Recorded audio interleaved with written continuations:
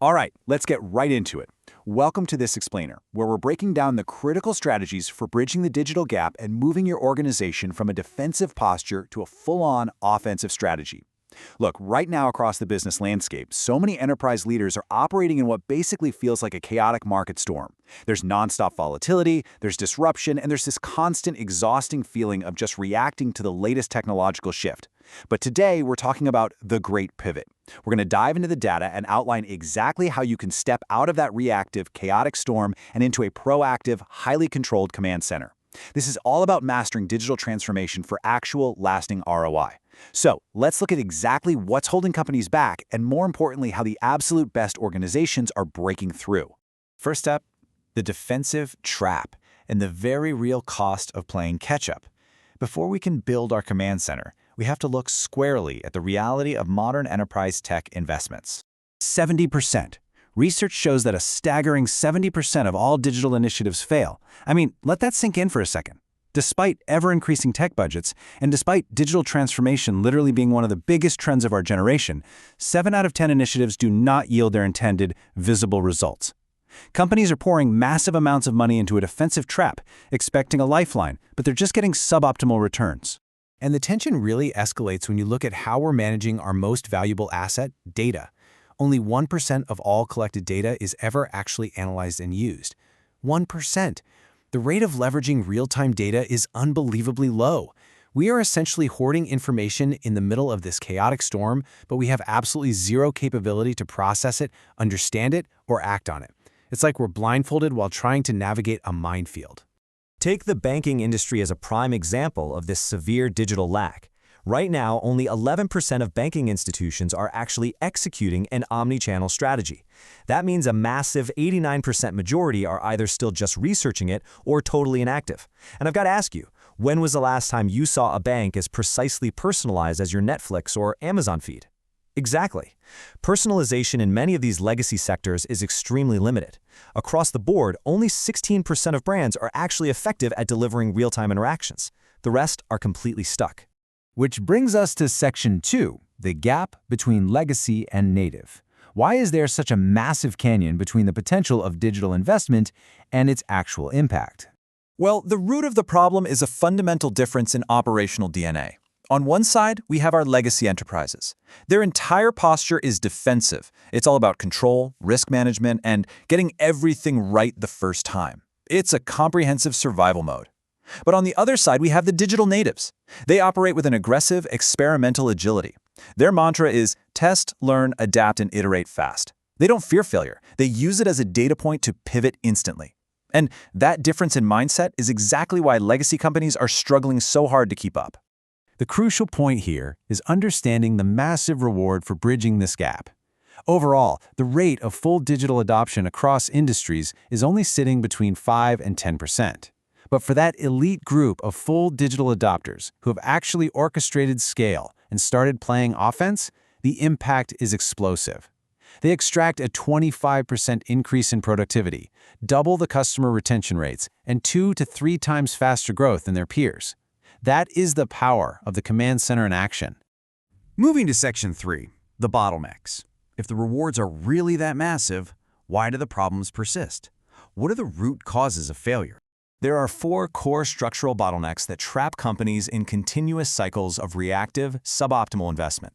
Number 1 is data infrastructure. Number 2 is IT processes. Number 3 is back-end systems. And number 4 is legacy mindsets.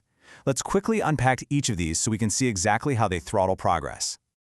First up, we have rigid data infrastructure. Legacy data systems were originally created to deal with highly structured data. They are completely incapable of handling the sheer explosion of unstructured big data we see today. And the really painful part is these legacy databases are expensive and incredibly hard to change once they're defined. Adding new data dimensions requires massive reprocessing efforts. This completely blocks the deep, real-time analytics and granular insights you actually need to know your customer today. Second, we have traditional IT cycles. These are deployment processes built entirely around getting things perfectly right the first time, all just to avoid a fatal failure. Because of that fear, you have to spend huge amounts of time on analysis before deploying anything at all. This fundamentally rejects the modern test, learn, adapt paradigm. Simply put, if your systems can't fail fast, they cannot learn or adapt. You are locked out of modern analytics because your IT process actively punishes experimentation. Let's move to the third bottleneck, back-end systems. In most legacy enterprises, these act as a massive throttle. They simply aren't designed to handle the probabilistic, choice-based workflows needed for real-time responsiveness. I'll challenge you with this. Have you ever tried opening a bank account entirely online, instantly, without a single hitch?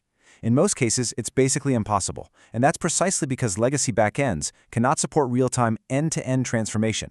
They end up bottlenecking the entire customer transaction process. And finally, the fourth bottleneck, legacy mindsets and processes. Legacy processes were built for a totally different era. The baseline mindset is comprehensive control and risk management. To avoid failure, businesses have built layers of incredible complexity. But here's the truth. Complex things are rarely ever fast. So, compared to digital age expectations of iterative, fast, real-time responsiveness, legacy processes fall completely flat. In other words, even if you buy the absolute best new technology and it works perfectly, your complex defensive business processes will just end up slowing things down anyway. All right, Section 4, the Great Pivot. Moving from the storm into the command center. It is time to shift our posture and pull ourselves completely out of the chaos. The absolute core philosophy you need to internalize right now is this. Digital initiatives should be leading strategy, not the reverse. For decades, legacy companies created a business strategy and then just asked IT to support it. That is backward in today's world. To leapfrog the competition and unlock incredible speed to market, your digital capability must be the tip of the spear that dictates where the business can go.